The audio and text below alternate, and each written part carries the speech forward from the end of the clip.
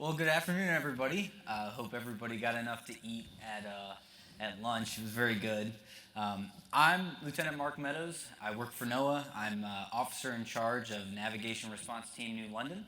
And I'm going to talk to you guys a little bit about what our involvement was with the Francis Scott Key Bridge collapse back in March. Um, I, Along with everyone else who came down from Connecticut, I'm out of New London, Connecticut. I want to just apologize for bringing the cold weather. I know last week it was like 70 and it feels like we're just in Connecticut, so I take full responsibility, especially being from the organization with the National Weather Service. So all the navigation response teams, like I said, we're out of New London, Connecticut. There are several that are positioned around the country strategically for rapid response. So most of the time when there's not a response, we're doing sort of like small surveys with stakeholder requests throughout our region specifically in New London is the Northeast, but when there is a response, a lot of the times it's hurricane related for us, or in this case, bridge related. We'll go and help out. So there's New London, there's a team in the Chesapeake Bay, there's a team in Fernandina Beach, Florida, Gulfport, and Seattle. And several of the teams were involved with this response. So we've got a 34-foot boat. It's trailerable. We hull mount a multi-beam sonar to Kongsberg. We have a pole-mounted side scan, and then for this project, we implemented a Velodyne LiDAR. So to kind of orient you within NOAA, NOAA's a big organization. We are inside of the Office of Coast Survey, which is in the National Ocean Service. I know some of you are familiar with that. We are in, let me see here. Right there, we're the Navigation Response Branch. We're under the Navigation Services Division. Throughout the response, we would submit our data that goes to the Hydrographic Surveys Division, and then from there, it heads over to the Marine Charting Division and then onto a chart. This process can take a variety of different amounts of time, depending on what is inside the data we're submitting. Sometimes there's like cultural heritage items that need to be investigated. So data can take a long time to hit the chart. It can take anywhere from a year, 2 years, sometimes less, depending on the priority. In this case, we were turning data around and pushing it to the chart in 24 hours. So this was an unprecedented sort of timeline for us to be submitting data and having it available to the public. So there were several phases to the response. 4 phases is the way we broke it down with NOAA, but the first phase was to open auxiliary channels around the wreckage. So I guess I should mention too, I'm assuming everyone's familiar with the Francis Scott Key Bridge incident where the container ship Dolly alighted with the bridge and it fell into the main channel and outside the main channel as well. So unfortunately, I believe 6 people lost their lives during that, or 6 people fell into the water, 4 of them lost their lives, 2 of them were recovered. And so we were asked to come in and open auxiliary channels to get some of the commerce flowing in and out of the Port of Baltimore. So the first phase was to open those auxiliary channels for us. The second phase was to open an additional channel, which was without any sort of air draft restriction. And then phase 3 was to get the main channel back open for use. And then finally, we cleaned up sort of some of the things that we had placed on the chart as artifacts to let the public know that there was wreckage there. So phase 1. So on the left is what we were given as our project instructions on the way down there. So this was very rapid that it happened. So we were driving down when we were told exactly what we'd be doing. So on the right is the HIPAC screen showing what we collected initially. So the goal was to take the wreckage in the middle and make alternate channels around it for any size vessels we could fit.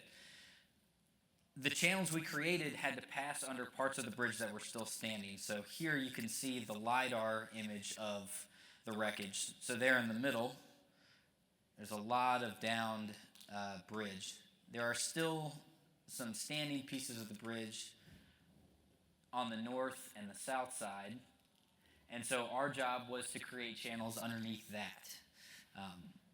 And then eventually help with the efforts in getting the rest of the main channel back open. So LiDAR, I'll have some random person talk about this. I don't need sound for this. I know what the guy said, but there's our boat, and I really want to highlight.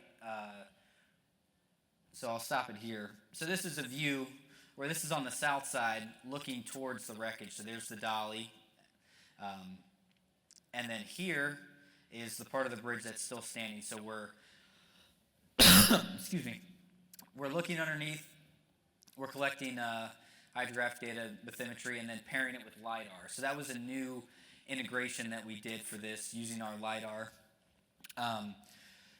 We had now Lieutenant Commander DeBrois, he came down and helped us integrate the LiDAR because it's not part of our usual workflow, but the flexibility is able to bring in someone to help us get it integrated. And then HiPAC was a big help as well, getting it to talk to everything correctly. So I'll play it a little bit more here. So here, this is sort of our standard, that's our standard layout while we're collecting data. I don't know what he's saying. And then this is the north side, looking south towards the dolly. So same thing on the other side. We're collecting both LiDAR imagery of the bridge and then also collecting multi-beam underneath. So here, DeBrois is doing a patch test of the LiDAR data on the bridge. Shown there, he's using NB Max, and then this is that real-time 3D cloud that we were using. So here we're logging both the multi-beam data and the LiDAR data at the same time. So we were able to do that, and that was very cool. And then we were able to drop targets on center line on the bridge and give those numbers to the Coast Guard. So the Coast Guard, in trying to determine what vessels could come in and out, they need to know the air draft, which we corrected the air draft to mean high water. So at high tide, we want to know what the minimum clearance is, and then paired that with the bathymetry. So they got a picture of who they could bring in and out while we waited on the main channel to be cleared.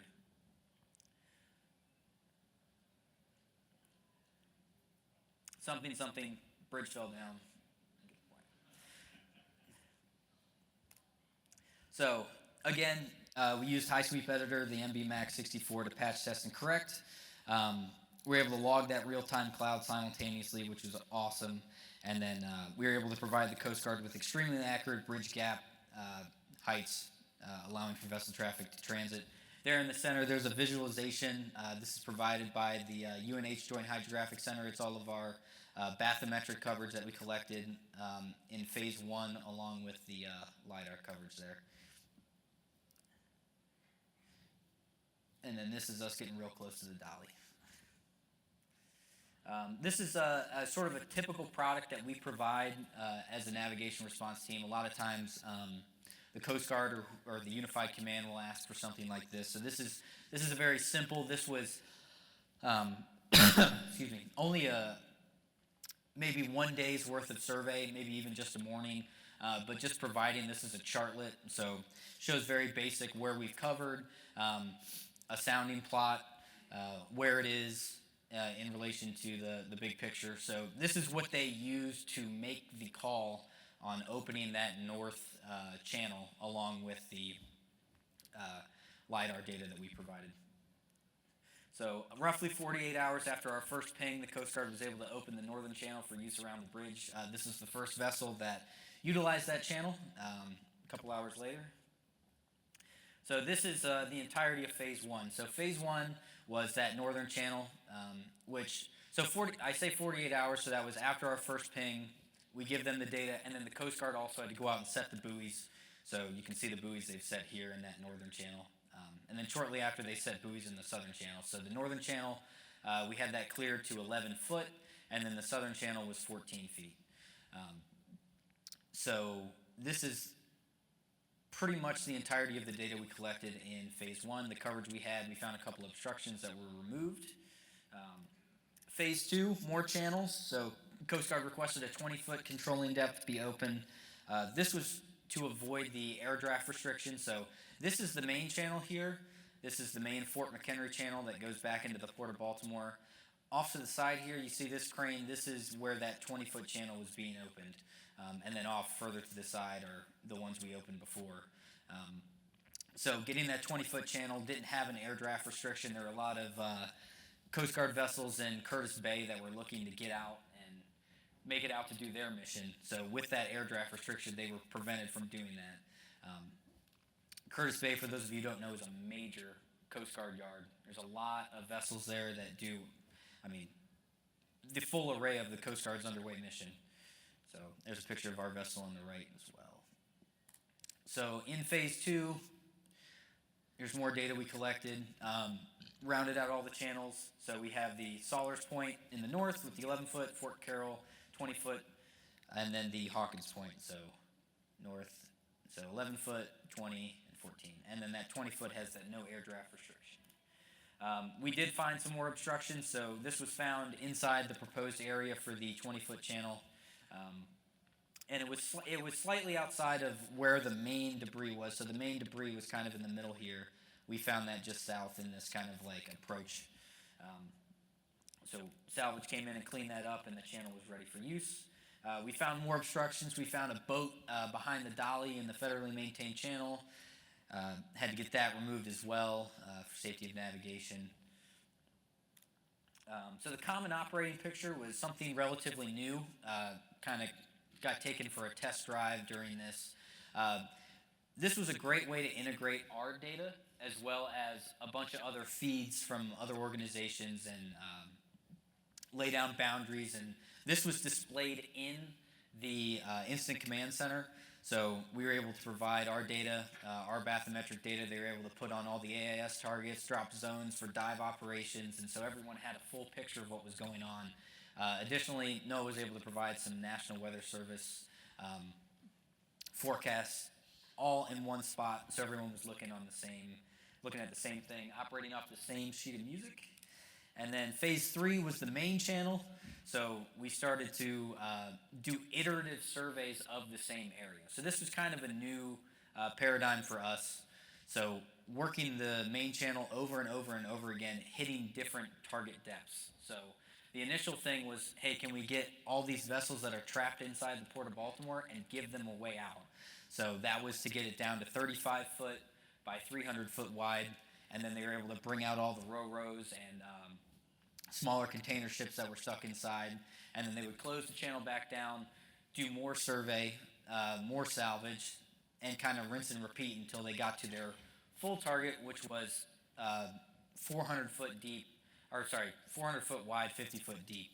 The original channel before the bridge collapse was 700 foot wide, 50 foot deep, but that 400 foot width allowed them to transit 24 hours a day, day or night, in and out, one lane of traffic. So a lot of iterative survey. So we were in the area off and on for a long time doing these iterative surveys. And throughout this, the data that was needed for this was very small. So we transitioned from having all of our processors on site to going off site. So we were able to send this data across the country to NRT Seattle and have someone in NRT Seattle process the data. So having a time lag as well helped with that, because these requests would come throughout the day. They'd come sometimes late at night. So we might get off the water at 9 p.m. and then someone could start at 6 p.m. on the West Coast and start processing the data. So we're able to turn this specific stuff around very quickly to the Coast Guard for decision-making purposes. So this is that. This is a little about that 35-foot channel that they were shooting for first to get all those vessels that were trapped out. So we were running a lot of lines over the same area, and this was necessary. So this obstruction that we found only appeared in 2 of our survey lines. We ran 5 lines over this specific spot. So we said, hey, listen, you're not quite to 35 foot, you're sitting at 34. And they were unable to get this obstruction out. They went in to try and grab it, and they didn't have time to send divers down and cut things. So they just beat it into the ground and then started driving ships over top of it. So there's a huge push throughout this entire response to get things done quickly. The Port of Baltimore was losing $15 million a day fully closed.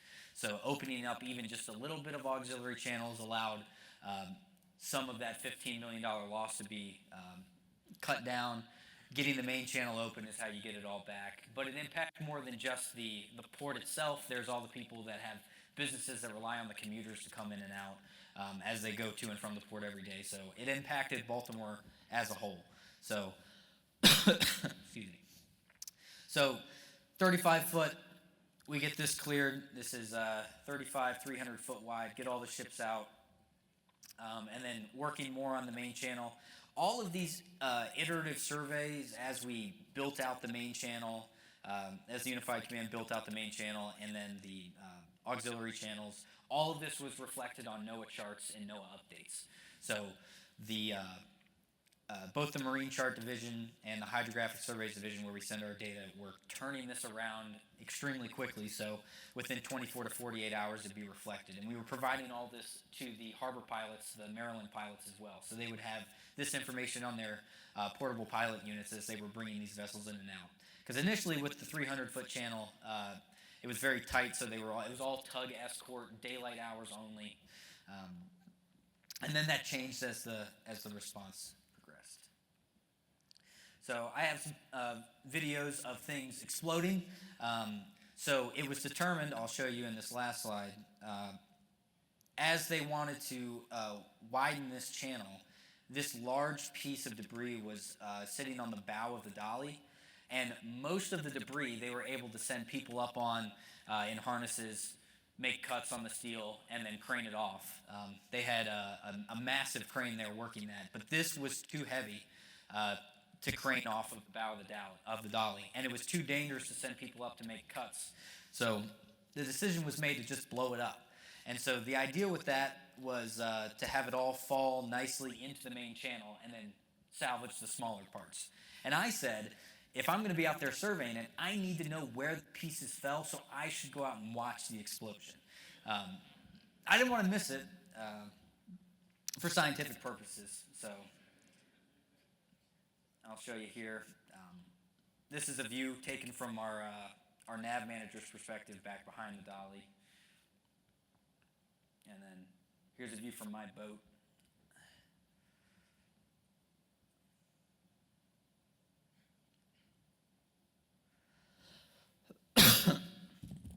So this was in that last effort to reach that 50 by 400 foot. Most of the channel had been cleared at that point. It was just this last little bit. So we were able to watch an explosion and then help out with that. So I kind of talked about our response workflow a little bit. This is sort of how the initial workflow was working. So in NOAA, we have regional nav managers. They're responsible for different parts of the country. Their job is to interface with stakeholders and sort of provide them a point of contact for all things navigation related in NOAA and even elsewhere. So they will embed at the Incident Command Center and then funnel requests to us in the field. So our nav manager for the Mid-Atlantic was Ryan Wartick, and so he was embedded at the Incident Command Center the entire time, feeding things to the field unit and the processing team, which we had to have separate. So as we would collect data, as we'd process it and show the Coast Guard, show the Unified Command what we had created, there were near constant requests throughout the day. Can you show us a little bit more here? We're curious about this.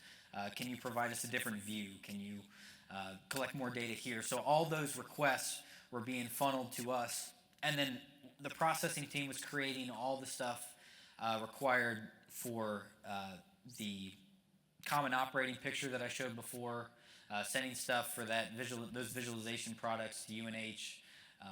So it was a full-time job. A lot of times for a response, or a lot of times the way our processing works is we'll go out in the field ourselves, collect it, go back to a hotel and process it. But it just wasn't possible because if you were in the field all day, all the requests would stack up throughout the day. You had to have two different teams. So having those teams was critical. And then as we moved forward, we were able to take that team and make them remote.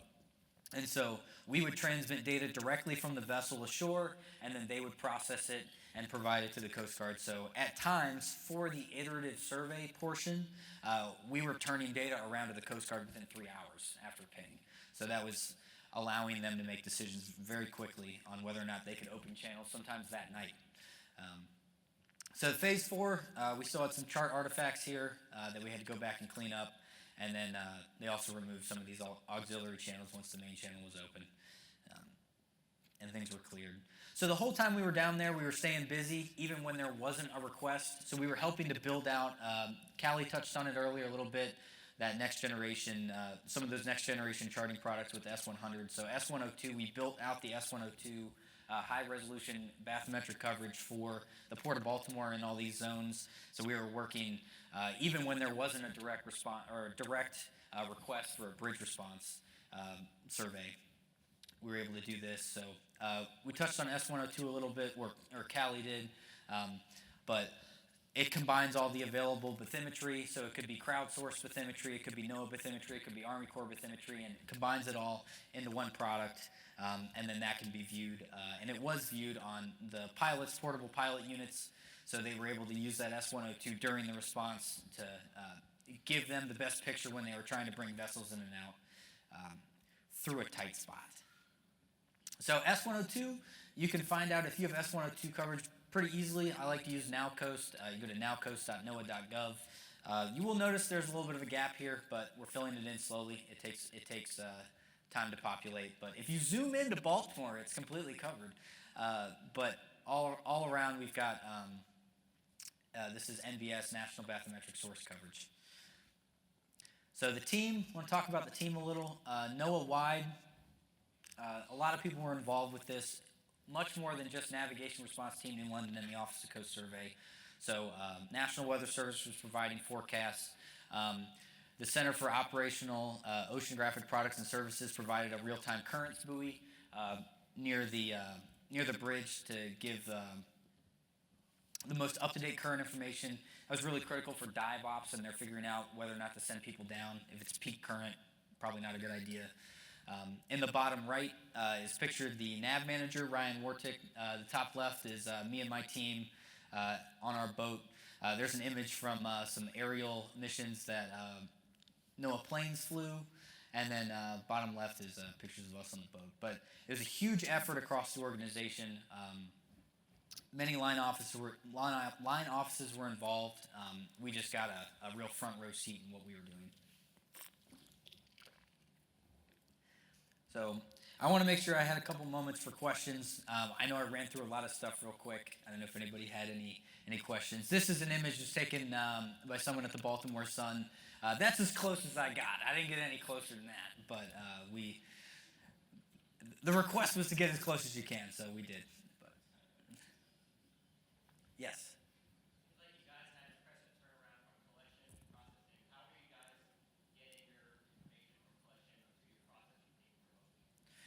We had an onboard 4G router that we were using, and then we also used a hotspot. Since we've acquired a Starlink, and we have a Starlink on board, so it's going to be a lot more reliable, because we got to a point where I was like, I know where the tower is. We're going to drive the boat over and sit underneath the tower to get the highest speed. So we've done a lot since then to kind of build out our hardware on board so we can support a lot of things. And in the most recent hurricane responses we did for Hurricane Helene in the port of Tampa, they were using the Starlink and sending things ashore. So the things that we were kind of testing as we were doing this response have bled over into other things we do. So, yeah.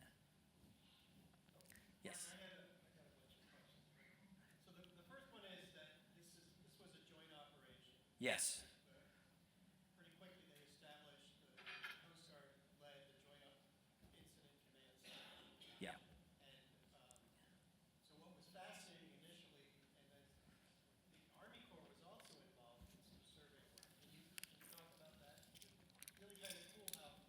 Yeah, absolutely. So something to note specifically about NOAA is we were not part of the Unified Command proper.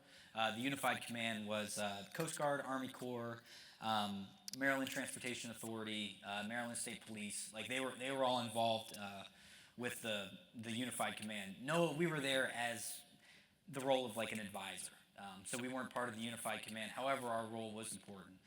So there were So the Army Corps was involved. I'm not Army Corps, but my understanding they had survey boats out there as well, surveying, helping out with the main channel. The Coast Guard really liked to see both of our data sets to sort of like double check to make sure things are right.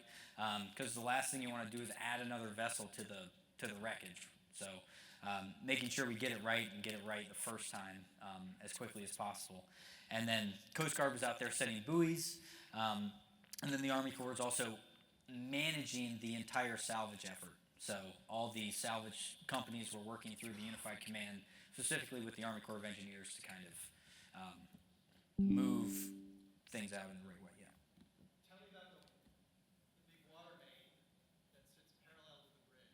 Were you familiar with that? I was not, no. So, because we're playing 6 degrees of Kevin Bacon here. So, Vanilla, just give away. So, Vanilla is a project manager at a sister part of our company, Pure Technology. Actually, we're under them, at least for now. Anyways, you all had a contract to do some assessment work. Hang on. Do you have a mic for her? Uh, Water bottle?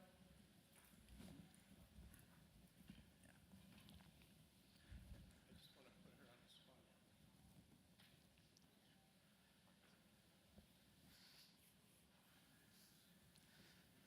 Cool. I like doing this. This is fun. Thank you. So we from Pure Technologies, one of a company under Xylem. I'm the project manager who did the condition assessment of the 72-inch PCCP pipe that is running from the MTA to the BGE property, from Solars to Hawkins Pond. And this was really very interesting, and I would like to, if you have some time, can I meet with you after Yeah, the absolutely, yeah. presentation? I have some questions. Very interesting presentation. Neil, how was the pipe assessed? What were they doing to assess the pipeline? We used robotics and electromagnetic platform that we send inside the pipe to assess the condition of the pipe. But I'm not allowed to say the condition of the pipe. I said, no, sorry about that.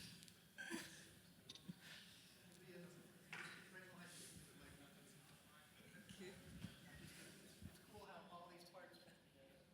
Absolutely. Anyone else? Any questions? Can you talk about vertical control? Yeah. As far as what we corrected to, I mean, most of the time for NOAA data, we're all correcting to mean low or low water for our bathymetric data. For the bridge heights, it was all mean high water. So making sure that we've got